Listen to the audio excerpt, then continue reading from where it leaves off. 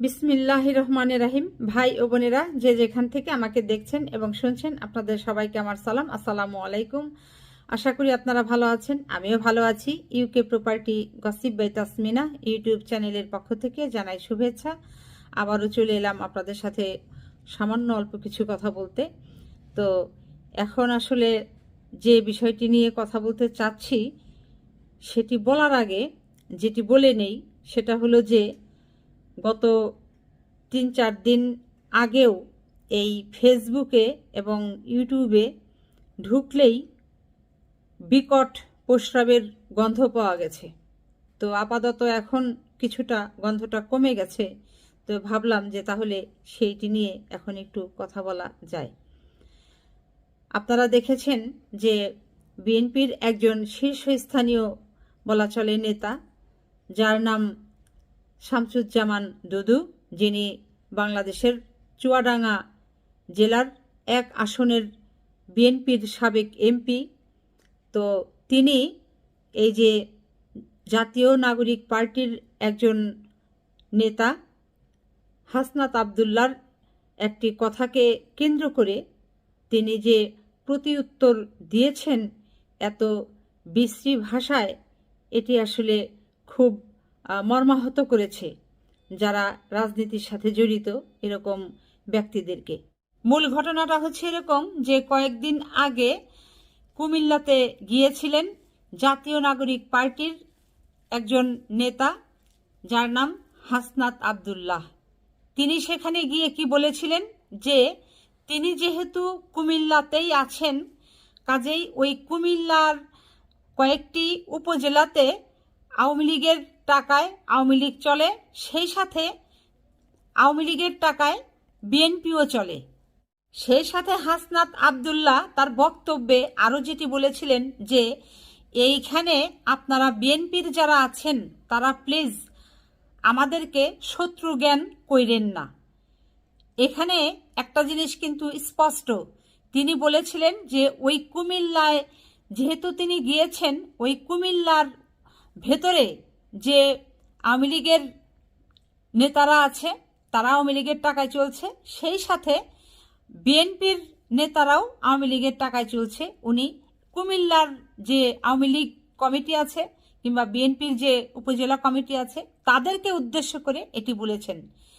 কিন্তু পরবর্তীতে আমরা যে জিনিসটি দেখতে পেলাম যে এই চুয়াডাঙ্গা এক আসনের বিএনপির সাবেক সংসদ সদস্য শামসুজ্জামান দুদু, তিনি এই পুরো বাংলাদেশের যে বিএনপি আছে সেই তাদের ঘাড়ে এই কথাটি চাপিয়ে দিল এবং তাদেরকে এইখানে জড়িত করে ফেলে এটির প্রতিউত্তর করলো। প্রতিউত্তরটা কি ছিল যে বিএনপির সমস্ত নেতাকর্মীরা যদি প্রস্রাব করে তাহলে সেই প্রস্রাবের স্রোতে হাসনাত আবদুল্লাহ ভেসে যাবে বঙ্গোপসাগরে।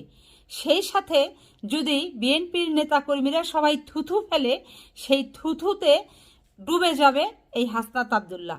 বলেন, মানে ওই একটা বিষয় নিয়ে এই বিএনপির মতো একজন নেতা, তার মুখে কি এই ধরনের মানে অকথ্য কথা মানায়?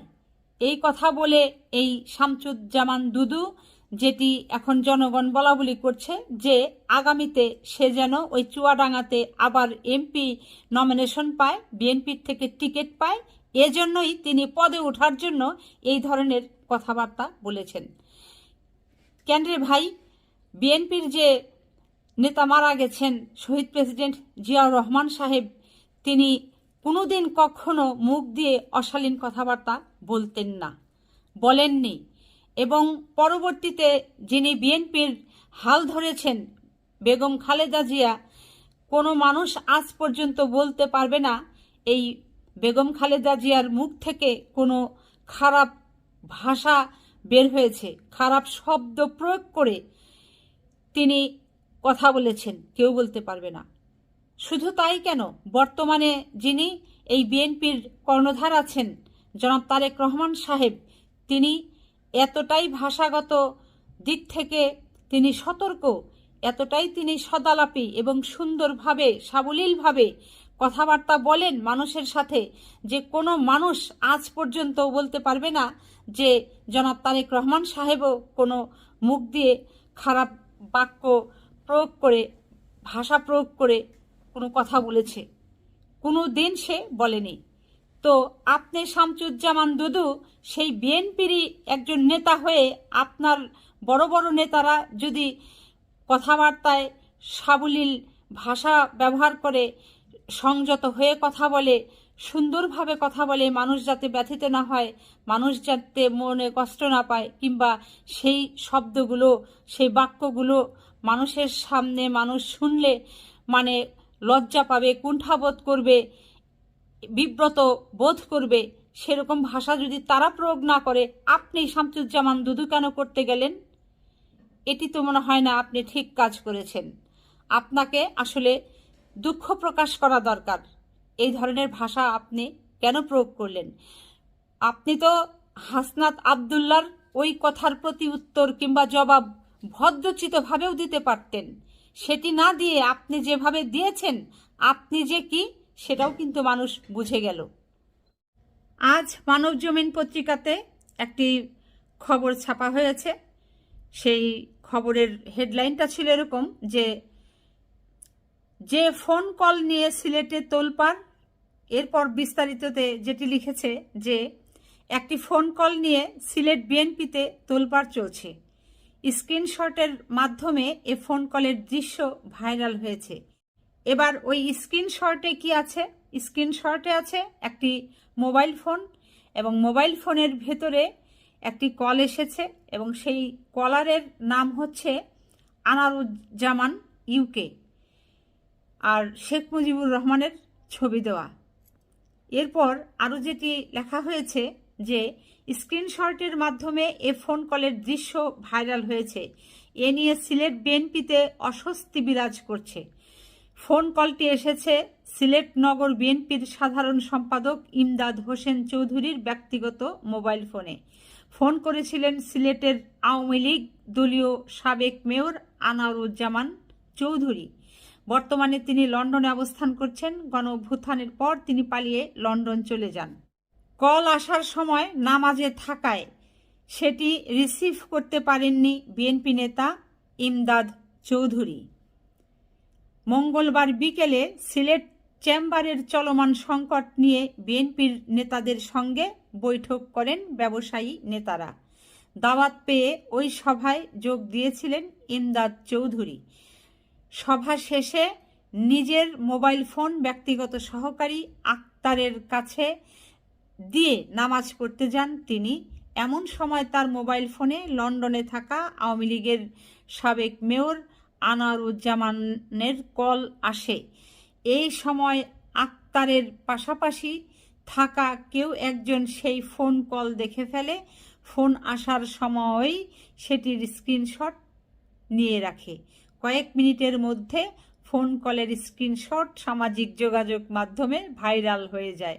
নামাজ শেষে যখন গাড়ি যোগে বাসায় ফিরছিলেন তখন বিষয়টি জানতে পারেন ইমদাদ চৌধুরী।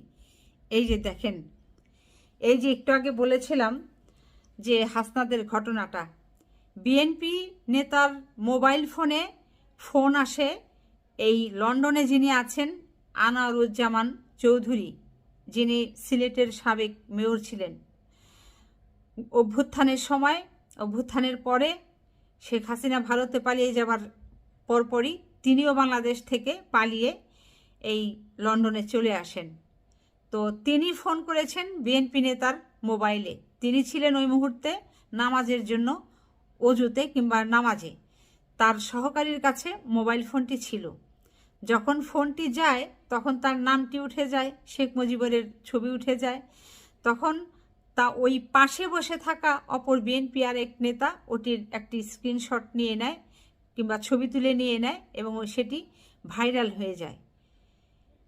তো এই যে শামসুজ্জামান দুদু, আপনি যে একটু আগে বললেন এই হাসনাত আবদুল্লাহকে আপনি কটাক্ষ করে যেভাবে তার কথার প্রত্যুত্তর জবাব দিলেন, 3-4 দিন আগে প্রস্রাবের সাথে আপনি তুলনা করলেন।